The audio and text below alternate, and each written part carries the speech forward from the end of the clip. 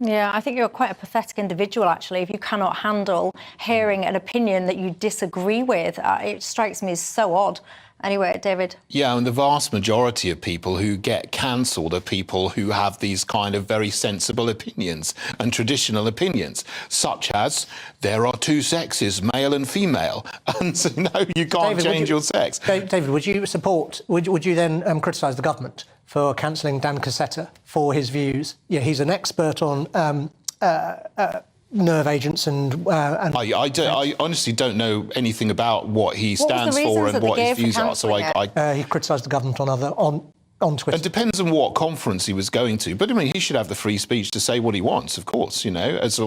But getting back to Kathleen Stock, I mean, it's unbelievable that we're even having this argument and people are trying to cancel her just for standing up for scientific truth. I mean, 5-10 years ago, this would have been regarded as absolutely insane. But this is where we are now. We've got Snowflake activists going and screaming at her and saying, oh, we need a safe space in case we're distressed because of her views, even if they don't go in and see her. You know, I think a lot of this is just attention seeking, and it's just trying to, I don't know what it is. It's inverting just normality and trying to bring in something that is like out of Orwell's 1984, that you have to deny the evidence of your own eyes and your own brain. It's like the Emperor's New Clothes. That's what it smacks of to me, a lot of this topic. But it's so nasty and it's so aggressive. And in many cases, it gets quite violent.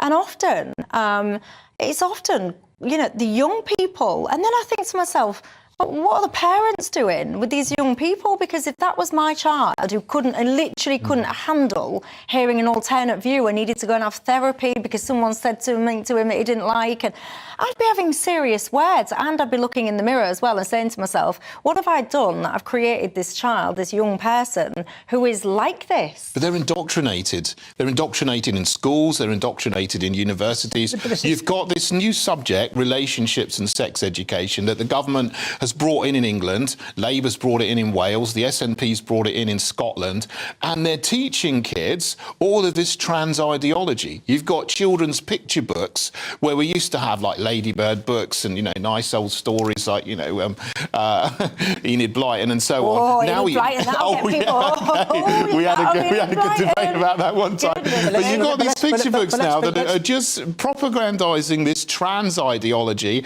and they're getting kids very, very young, and it's entirely appropriate to be able to say, to have, at the right age for education, to say some people are same-sex attracted, some people have different gender identity. That's entirely appropriate, because where it goes, if one goes too far down the other way, you end up in the situation like in Florida, where books are banned. Well, I disagree, because there is no such thing as gender that is different to sex. This is all made up, starting with John Money in the 1950s, who did lots of very unethical experiments on children, and one of them sadly committed suicide after he'd done the experiment on them. It was then promoted by Judith Butler, and now it's mainstreamed, and it's going into schools, and it's confusing kids, and that shouldn't happen.